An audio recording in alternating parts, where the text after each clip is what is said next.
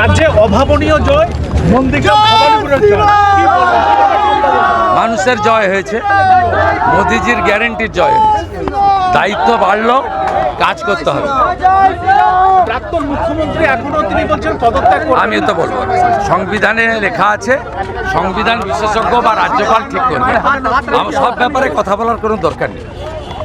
রাজ্যবাসীর ক্ষেত্রে কি আহ্বান করবেন, কি বলবেন রাজ্যবাসী? বাংলার হিত গৌরব ফেরাবে বিজেপি। বাংলা সাংস্কৃতিক রাজধানী, আধ্যাত্মিকবাদের রাজধানী। বাংলার ছেলে মেয়েরা বাইরের রাজ্যে চলে গেছে। হাতে কাজ, পেটে ভাত, মাথায় ছাদ, বিজেপির অঙ্গীকার। সংকল্পপত্র পূরণ করব, সীমান্ত সুরক্ষিত করব, নারীদের সুরক্ষিত করব। মহিলারা দরকার হলে যখন খুশি বেরাবেন, রাত্রে বেরোনো যাবে না। আগের মুখ্যমন্ত্রীর মতো কথা আগামীর বিজেপির মুখ্যমন্ত্রী বা বিজেপি দল বলবে না।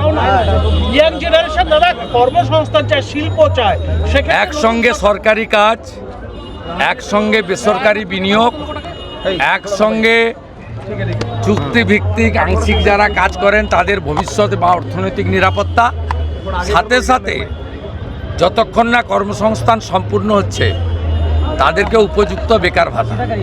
এই সম্মিলিত প্রয়াসের মধ্য দিয়ে আগামী 1 বছরের মধ্যে রাজ্যের মানুষ প্রকৃত পরিবর্তনের স্বাদ পাবেন, এটা আমি বিশ্বাস করি।